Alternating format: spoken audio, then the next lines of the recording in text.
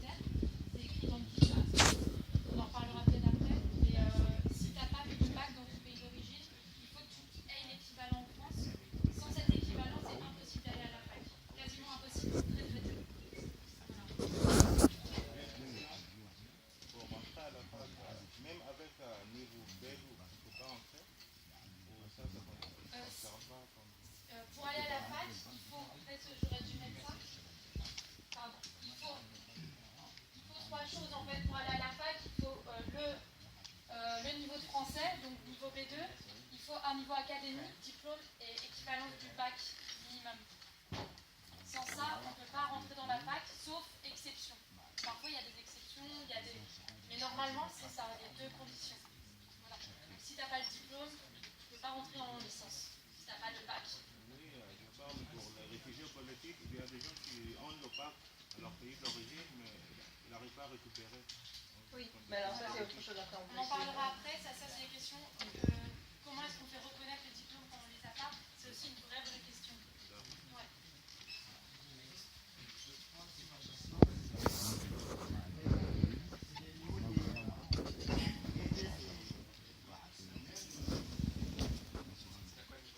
Ça va de après bac, quand tu as ton bac, à bac plus 2, donc ça c'est un diplôme en 2 ans, les deux.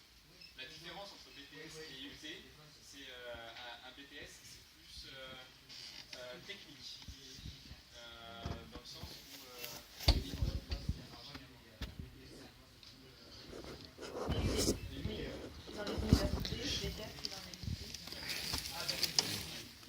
Ak na déglu.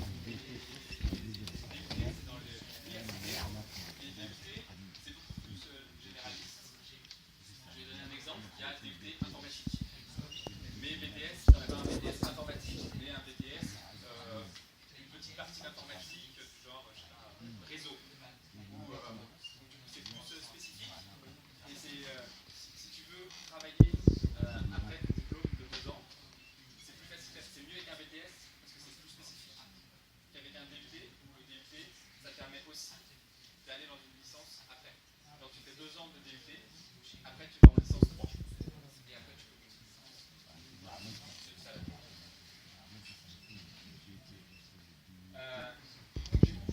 C'est un peu compliqué, il y a beaucoup de possibilités, beaucoup d'opportunités. Du coup, comment choisir une filière? Parce qu'il y a quelque chose d'important, c'est que vous avez aussi le choix de décider ce qui vous plaît comme filière, de décider ce que vous avez envie de faire plus tard. Donc il y a aussi une réflexion à avoir sur qu'est-ce qui vous plaît, qu'est-ce que vous aimeriez faire plus tard. On n'a pas à vous imposer des filières. Donc du coup, pour vous aider dans cette réflexion, il y a plusieurs endroits, plusieurs ressources. C'est le Centre d'information et d'orientation, CIO. C'est des endroits, on donne l'adresse d'un des endroits ici. C'est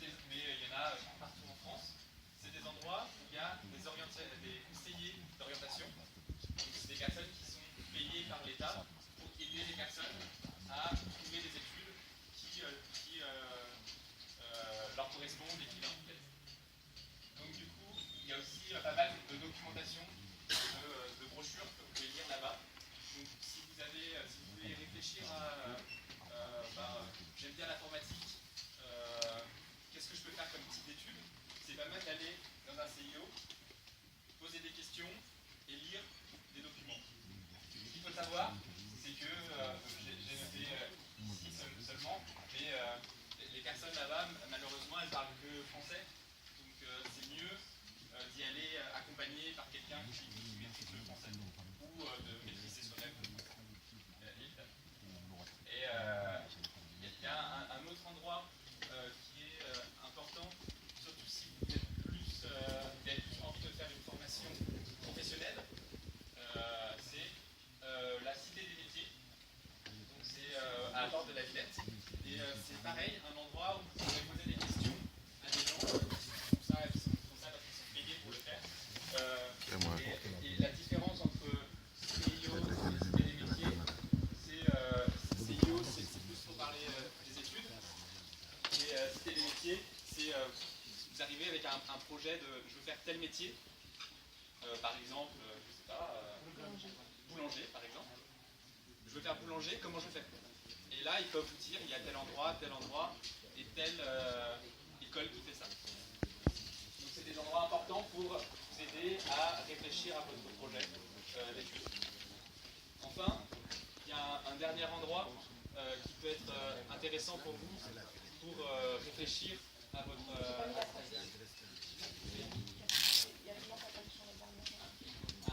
qui peut vous aider, c'est ce qu'on appelle les salons de l'étudiant. Ça a lieu, c'est des endroits où vous pourrez trouver des informations sur les études. C'est un peu des salons, ça veut dire, je ne sais pas comment on dit, mais c'est un événement où il y a plein d'écoles différentes qui viennent présenter ce qu'ils font, des universités. Et du coup, vous pourrez aller poser des questions. Du coup, on a donné des exemples, mais c'est juste comme ça, mais vous pouvez aussi chercher d'autres. Mais les prochains, c'est par exemple, si vous voulez faire quelque chose dans le domaine de la santé, il y a en ce moment un salon où on peut rencontrer des gens du monde de la santé pour poser des questions sur les études.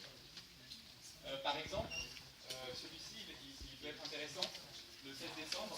Peut-être qu'on pourra envoyer aussi la présentation. On pourra vous l'envoyer si vous laissez vos coordonnées. Comme ça, vous pourrez, au lieu de prendre des photos, on verra pas. Vous pouvez retrouver. Oui, vous pouvez prendre, hein, c'est juste c'est comme ça que vous pourrez l'avoir. C'est que, par exemple, donc, la semaine prochaine, le 16 décembre, il y a le salon de la rentrée décalée. Alors, rentrée décalée, c'est si vous cherchez une formation maintenant, pour, par exemple, en janvier. En fait, normalement, la rentrée, c'est en septembre. Et donc, on dit rentrée décalée, c'est en janvier. Donc, si vous avez déjà une attestation de niveau de langue B2 ou que vous êtes francophone et que vous voulez chercher quelque chose pour commencer en janvier, ben, ça peut être pas mal d'aller au salon du 16 décembre pour poser des questions sur quelles sont les possibilités pour commencer en janvier. Voilà. Puis il y en a d'autres, on vous enverra pour que vous ayez les dates. Notamment celui du... Pardon? La rentrée décalée de la 17e, tu veux pas l'adresse? L'adresse, on la mettra peut-être dans le... Le mieux, c'est que vous laissiez vos mails là. C'est où déjà, Alexandre? À l'entrée, il y a un ordi. Le mieux, c'est que tu laisses le mail et on enverra plus de détails. Ça va? J'ai pas fait de plan. J'ai pas fait ce que tu m'as dit. Des feuilles blanches. Ouais, ça, c'est des feuilles blanches. Vas-y. Alors, là, on va peut-être rentrer dans le côté vraiment pratique. Une fois qu'on a décidé, donc on est allé au salon de l'étudiant, au centre d'orientation, et on a décidé qu'on veut faire cette formation-là, un BTS, une licence, etc. Comment est-ce qu'on fait pour s'inscrire? Parce que en fonction des parcours, enfin des licences, des formations, en fonction de votre statut de protection parfois, en fonction de votre âge même, il y a des conditions qui sont différentes. Donc en gros, le récapitulatif, c'est ce schéma qui est un peu compliqué. Donc on va regarder plus dans le détail comment ça marche. Donc, premièrement, ça c'est pour des personnes qui sont sans statut de protection, ça veut dire qu'ils ne sont ni réfugiés n'ont pas la protection subsidiaire.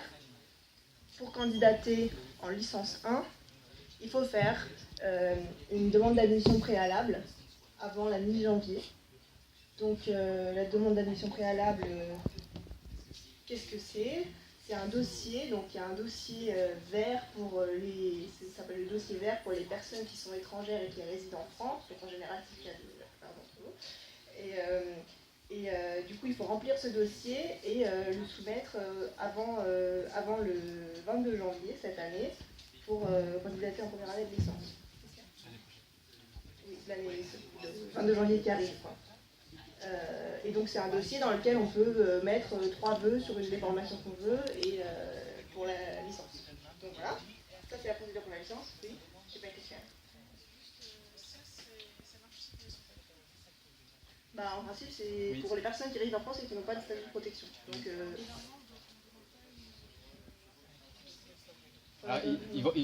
non, dans le dossier, il ne demande pas de. Oui. Donc c'est juste pour tous les étrangers qui résident en France et qui n'ont pas de statut de protection. Oui, parce qu'en fait, en principe, la règle, c'est que tous les étrangers qui résident en France doivent le faire. Et en fait, en sont exemptés les personnes qui bénéficient d'une protection. Donc la règle générale, c'est qu'il faut le faire si tu n'as pas la protection. Donc voilà. Ensuite, oui. C'est bien pour septembre.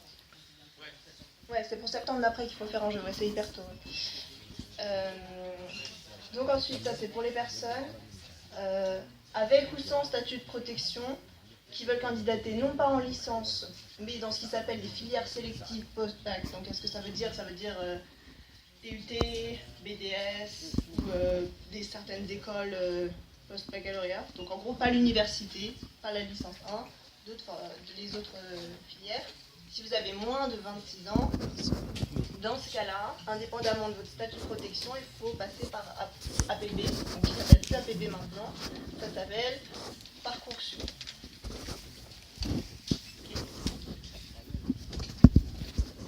Donc voilà, donc ça c'est pour candidater pour ceux qui n'est pas à licence 1. Ça commence, le site va ouvrir le 15 janvier. L'ouverture du site c'est le 15 janvier. Et donc voilà, c'est pour toutes les personnes indépendamment du statut de protection pour les filières sélectives. En principe, APB jusqu'à présent, c'était pas pour les personnes qui ont plus de 26 ans. Je crois qu'on ne sait pas encore si ce sera le cas pour Parcoursup. En principe, c'est pas possible de s'inscrire si on a plus que 26 ans. Donc voilà. Ensuite, toujours indépendamment du statut de protection, pour candidater à l'université en L2, L3, L1, L2, donc après la licence 1, ça c'est des démarches